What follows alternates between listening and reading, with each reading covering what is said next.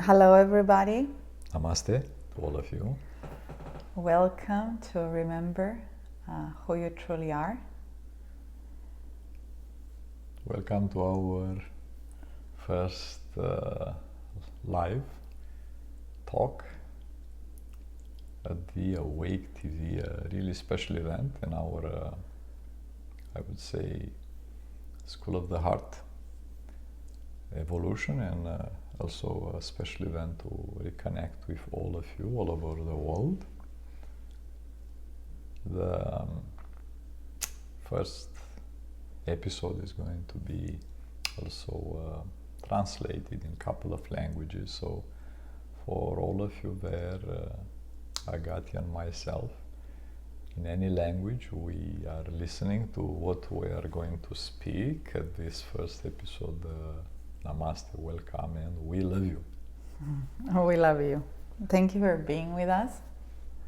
It's a beautiful way to connect with people. I think it's one of the beautiful things that you get to see today when you're actually looking for content that will make you feel uplifted and will make you feel better, give you a different perspective in comparison to what you see mainly on mainstream media.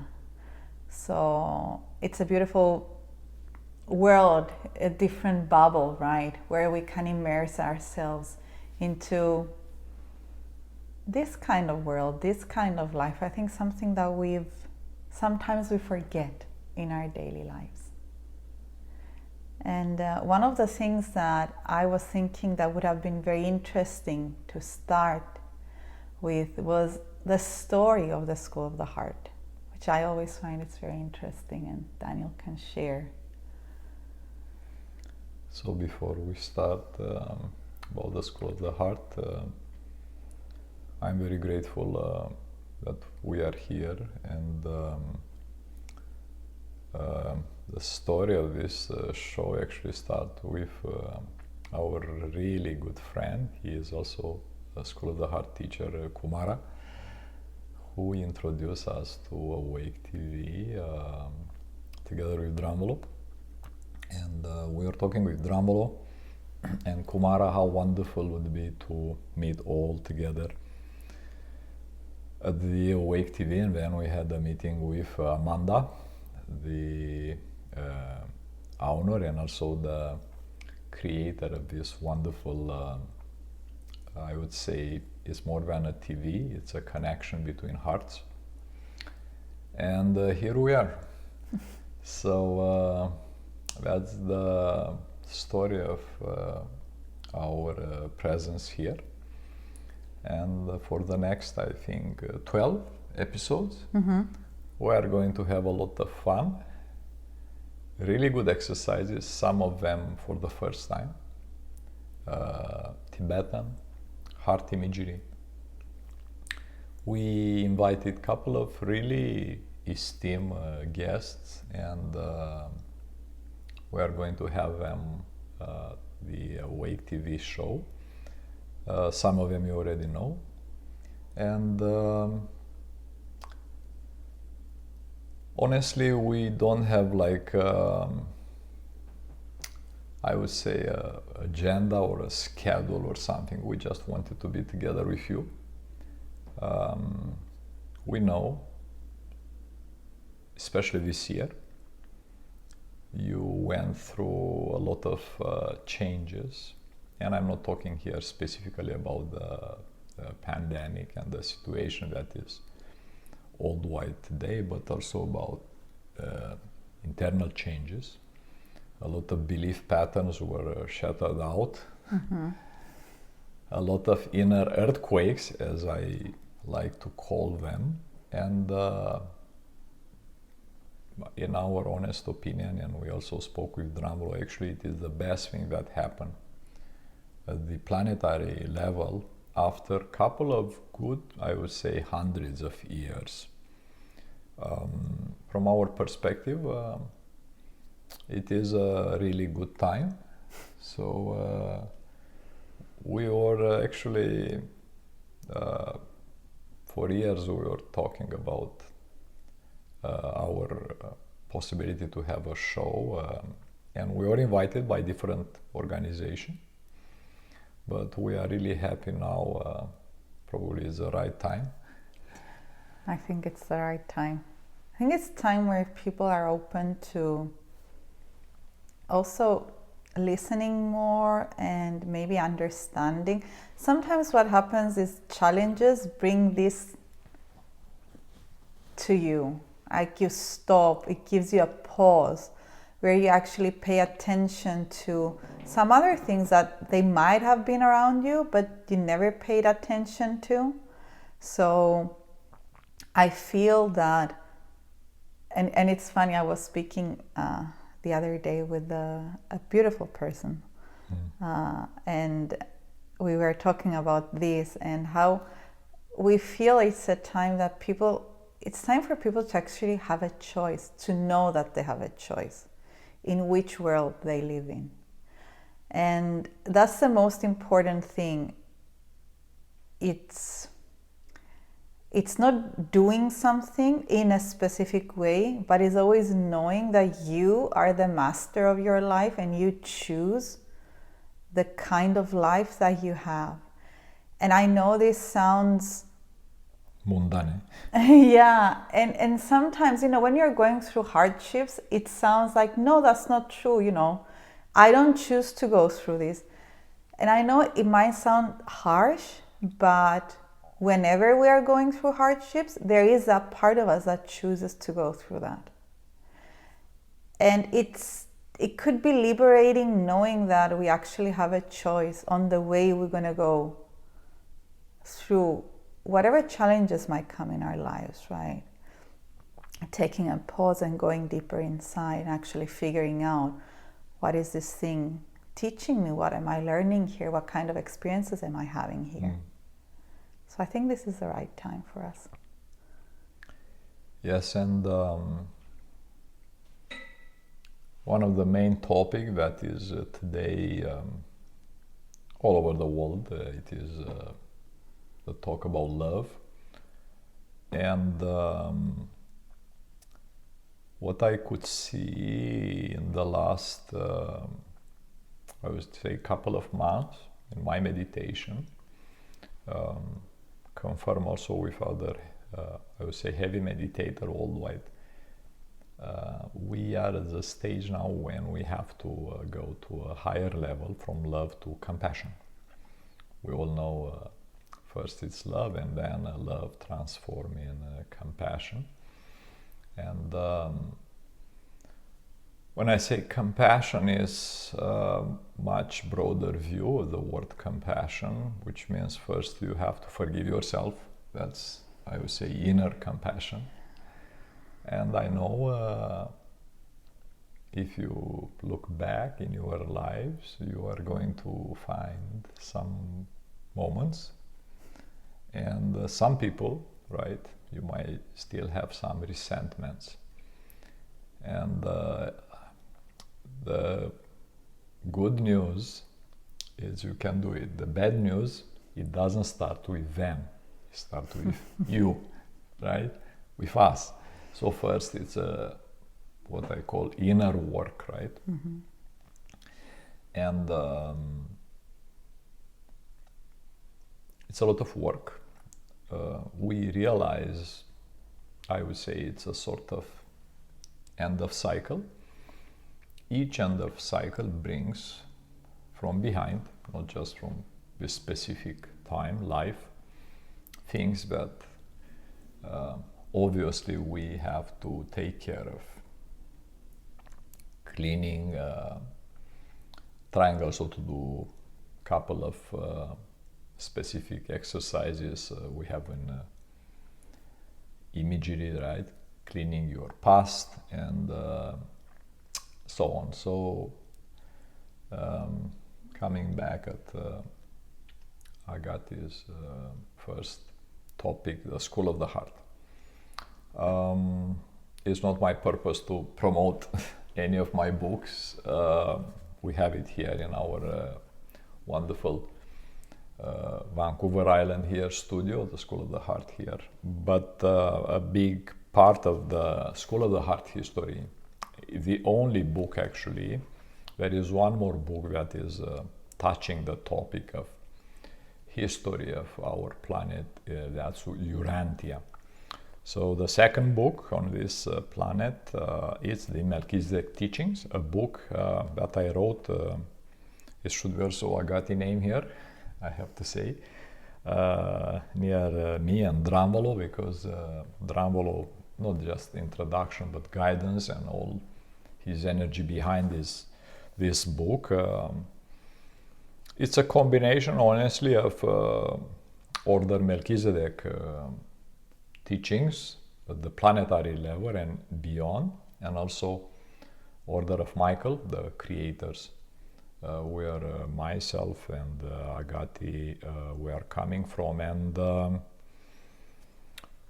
the School of the Heart, it's obviously today is the oldest educational system on this planet. I have a special chapter that is, some people might say number 13, right? Chapter 13. The School of the Heart and the Custodian Leaders, right? And all this, I would say, guides, custodian leaders of this planet, they try to do their best in very difficult times. I would say, the luckiest of them.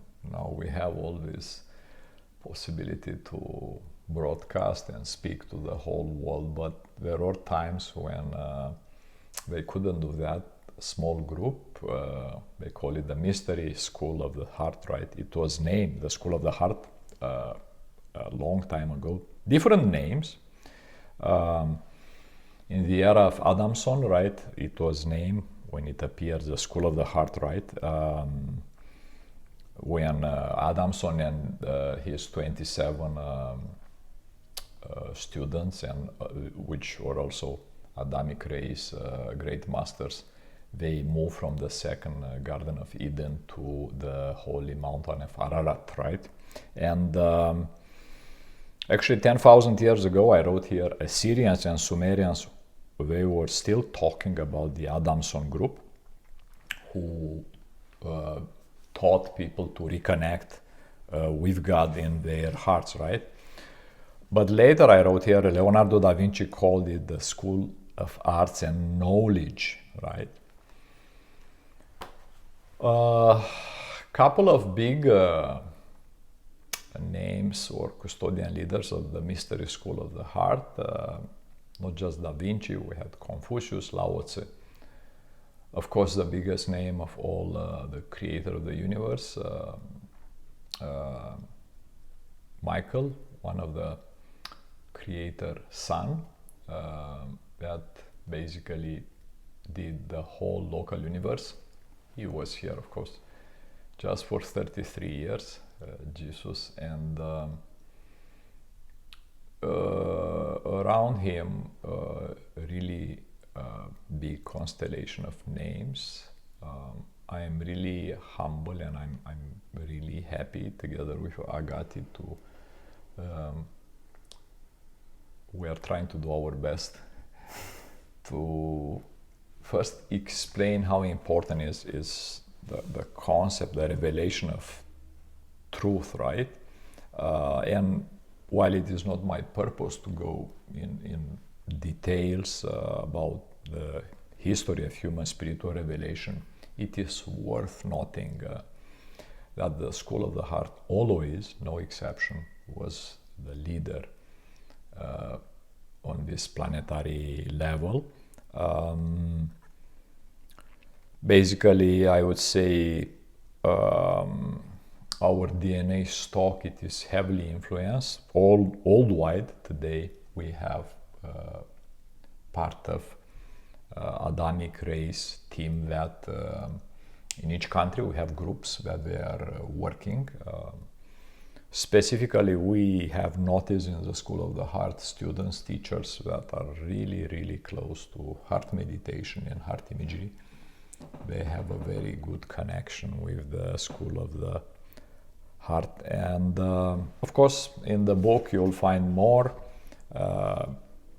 The first human, Onagan, who realized the first source and center like 1 million years ago, which is something that you don't find in a history book, right? And after Master Onagar, you can see Master Onagar here with Dramvolo and myself.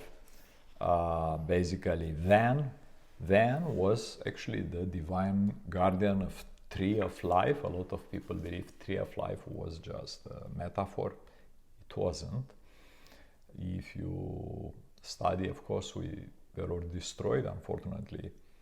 All the papers that are coming all the way from our constellations, the headquarters.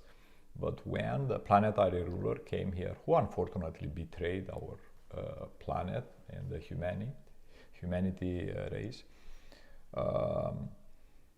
well, they had a Tree of Life, and basically the whole team of Adamic race until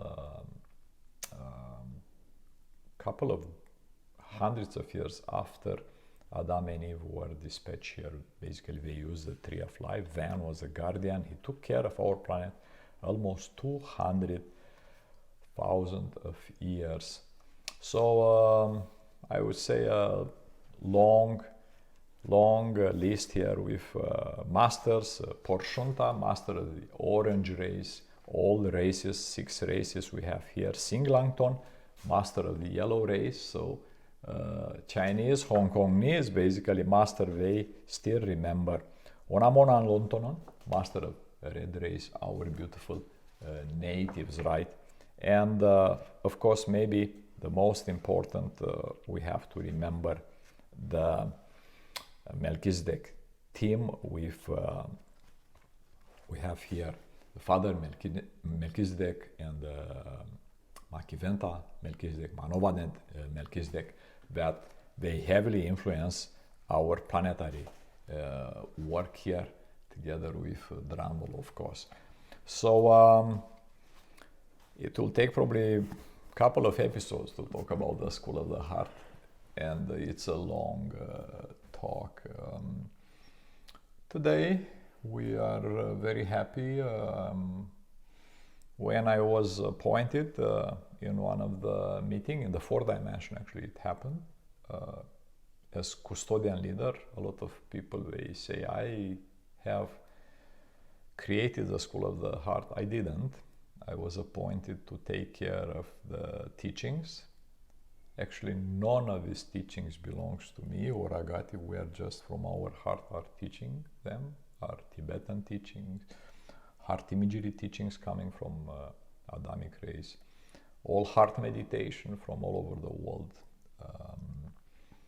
Kriya Yoga from the great master Mahavatar Babaji, right, and all Kriya Yoga sages, so all mystics.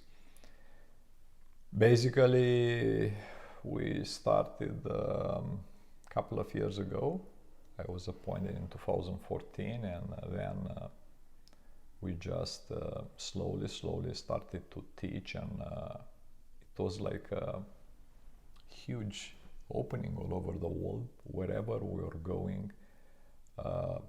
Just us at the beginning, people, they say, yes, we remember. It is, in our DNA. And today, actually, we have exactly 195 teachers. The number will grow up next week with Kriya Yoga first teacher training. 31 countries, and interesting, 19 languages.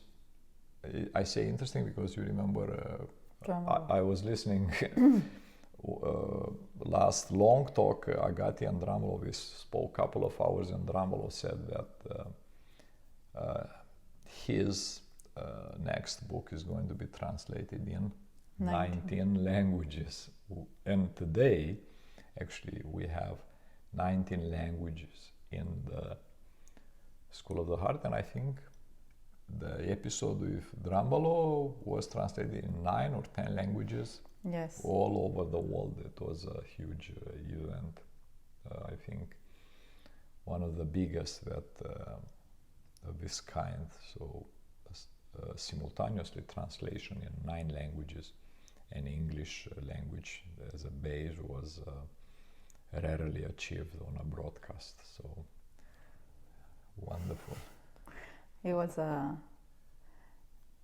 I think, our last talk with John Valo about everything that's happening, and for me feels that everything is coming together, and everybody, and it's an extension, right, of the School of the Heart, and how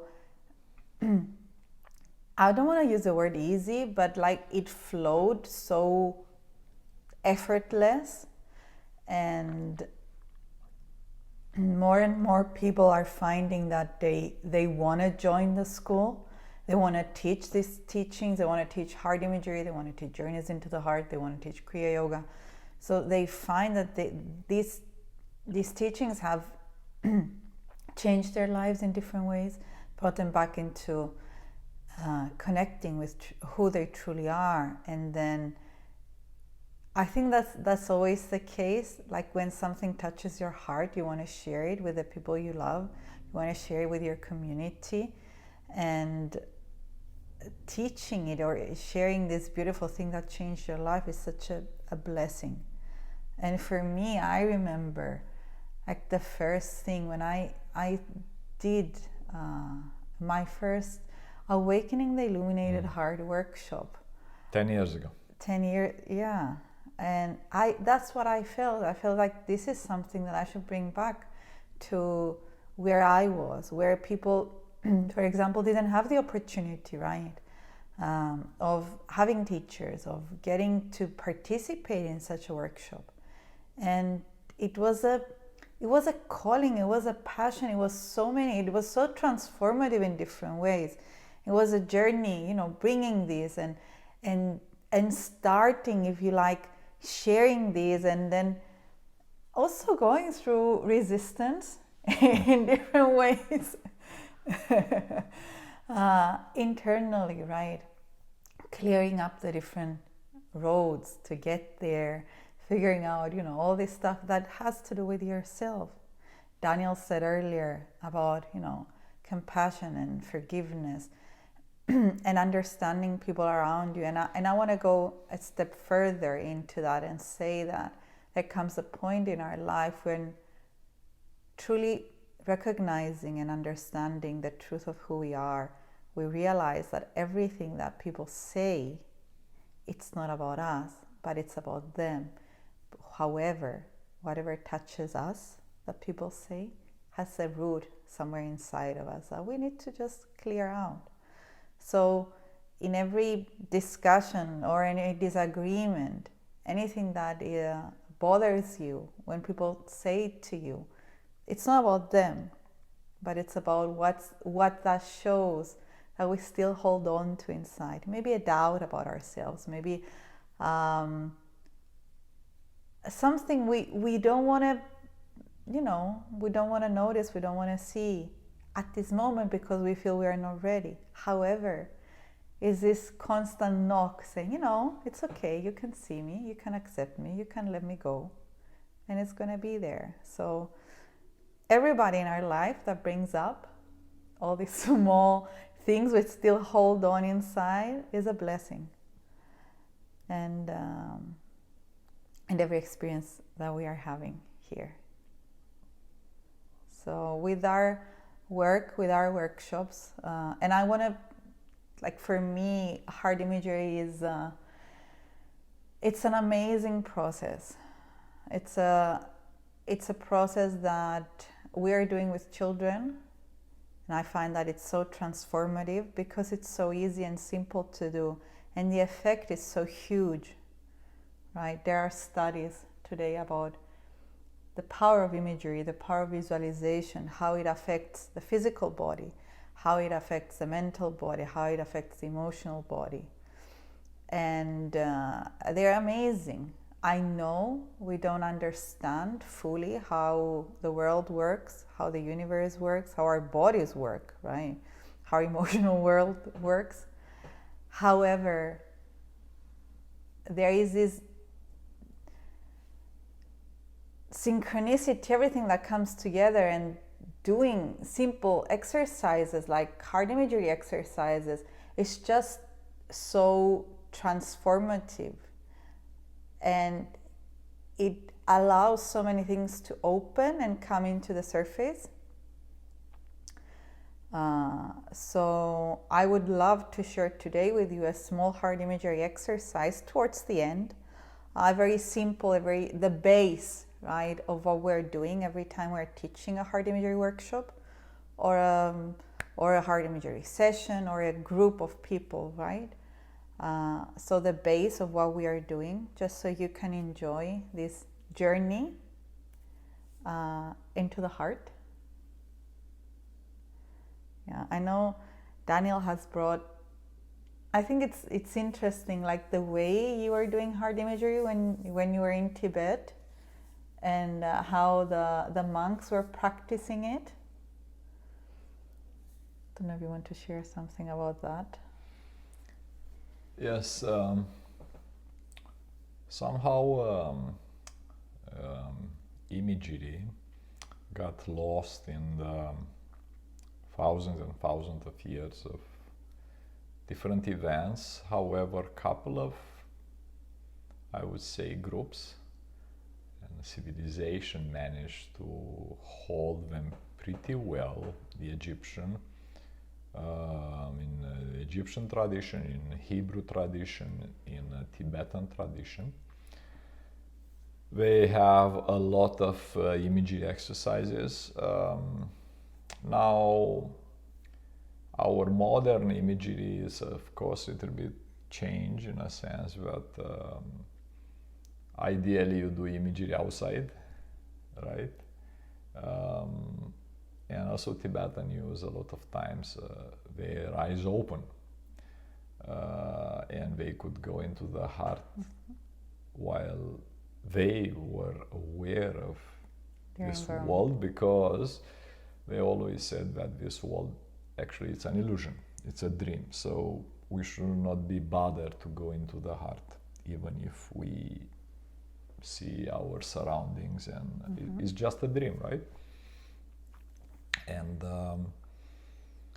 the effect of imagery, Agathi already said a couple of words,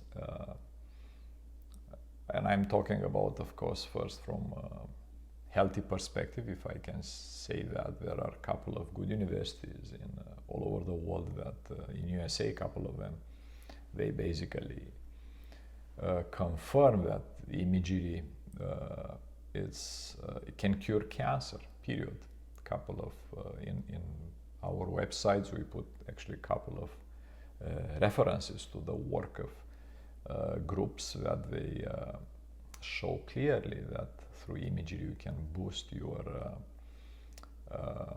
immune system, and that's something amazing from the perspective of being healthy. But imagery goes beyond this step. It brings you to the phase of understanding realities. Now, of course, if we start to talk about this, we might need another episode or two. Or season. But understanding realities, especially today when we have so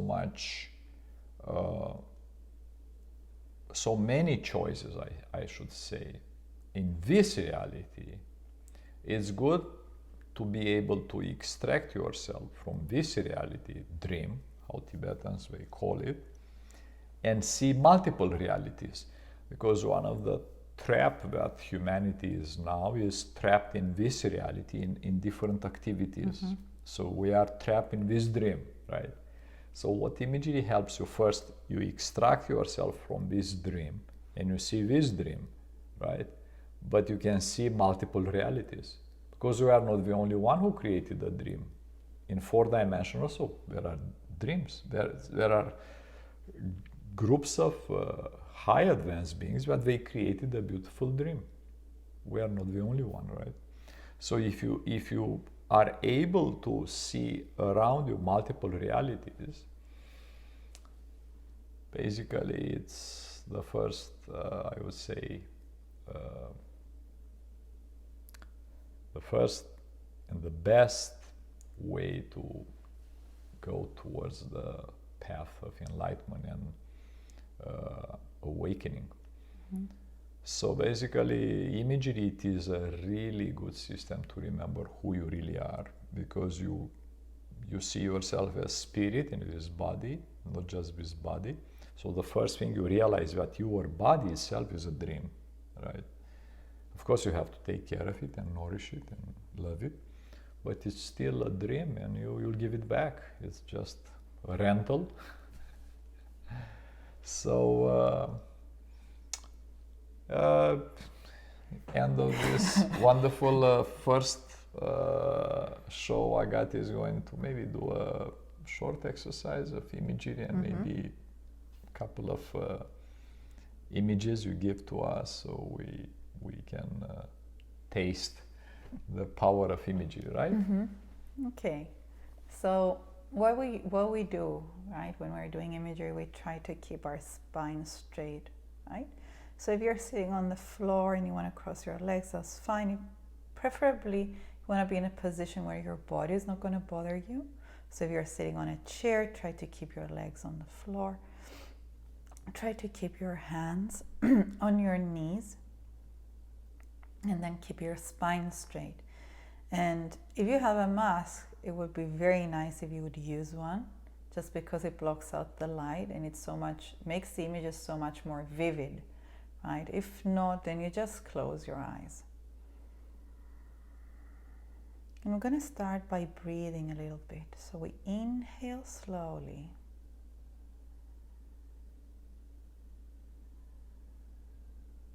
And exhale slowly.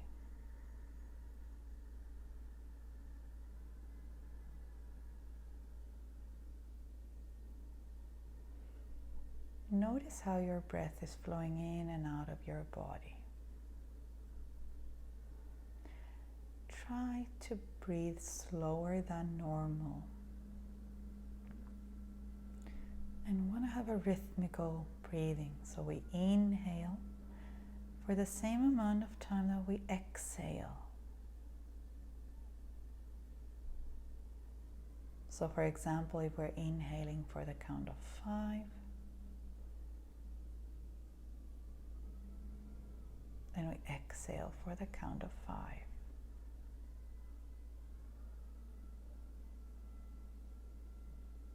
While you're breathing, notice how your body is relaxing. Notice how your face is relaxing.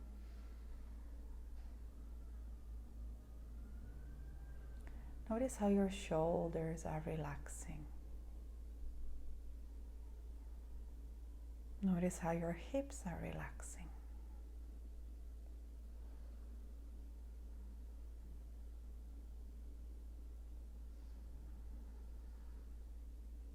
And we are going to take 3 long inhalations, exhaling long and slow from our mouth.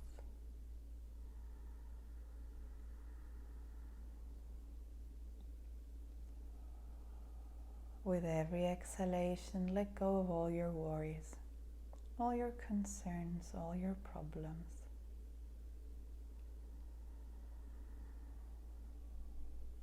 See a white mist coming out of your mouth, carrying away everything you don't need.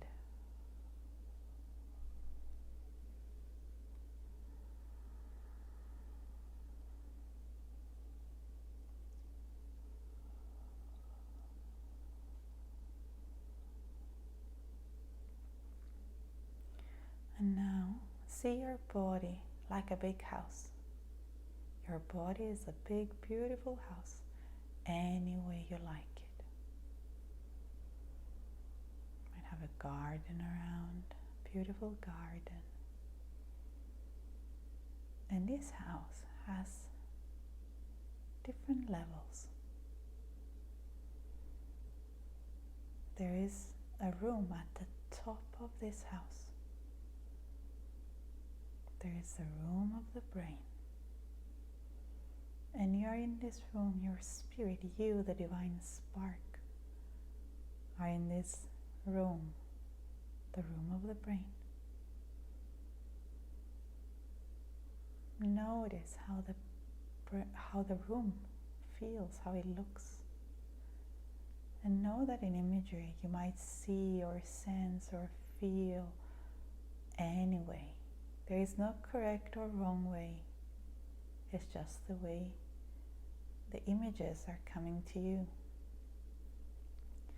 So see, sense, or feel the room around you. Could be a big room, a bit dark. And in front of you, there is a staircase that goes down to the area of the heart.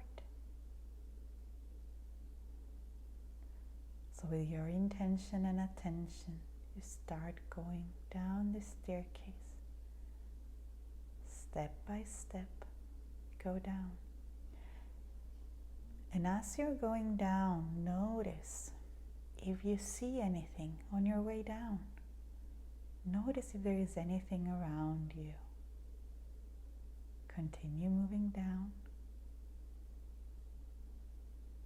See, sense, or feel what is around you.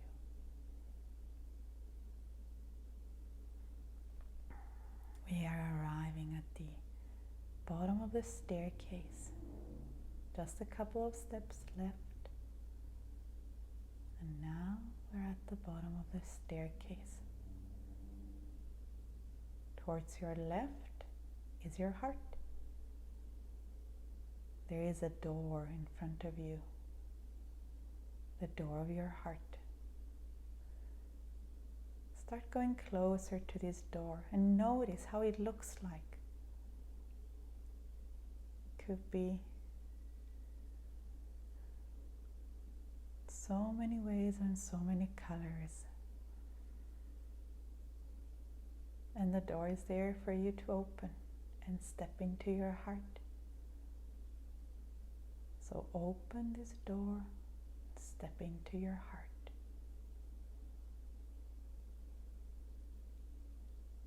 Close the door behind you. Breathe in this energy of the heart.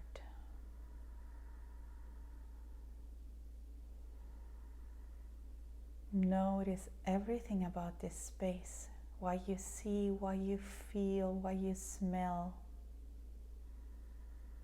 what you sense.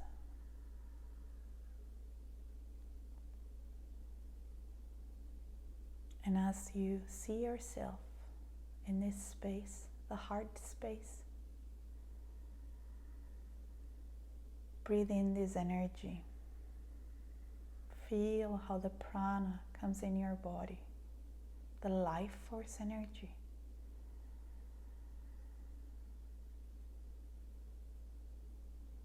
With every breath that you take, feel this energy running in your body, rushing in your body. It's like an electric field that charges your body.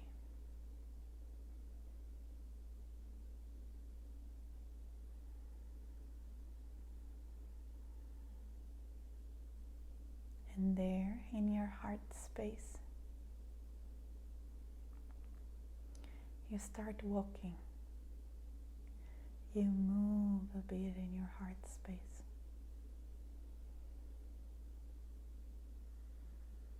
There is a stream, there is a water stream that you will come to find.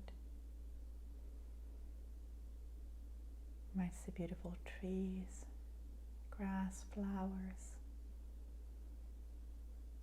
and there is a water stream between them. Find this water stream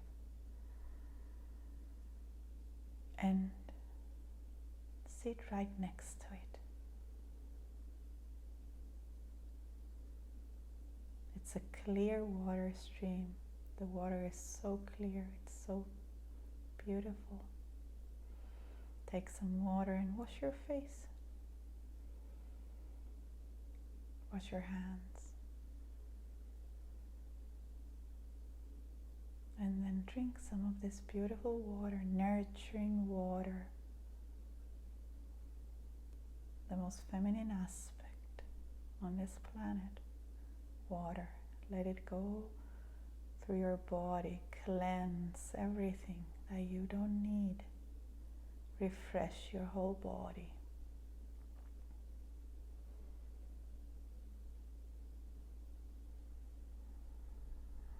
And as you're sitting right there next to this stream, feel again this space that you're in.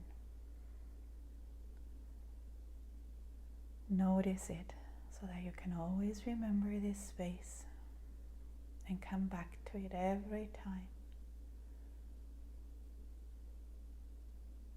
You might have challenges in your life.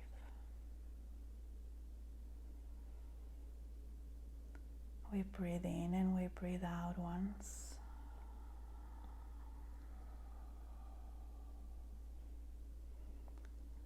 And when you're ready, you can open your eyes.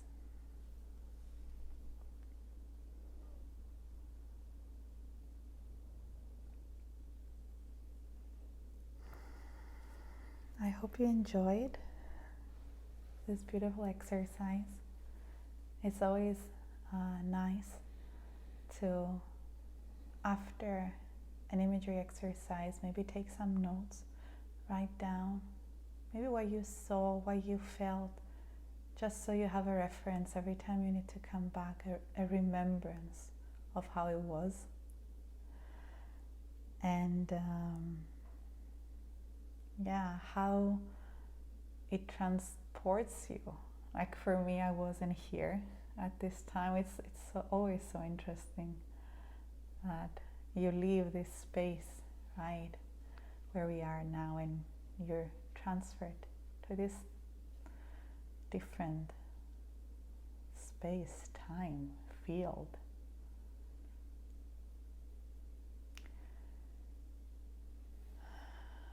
This was all for today. Thank you for being with us.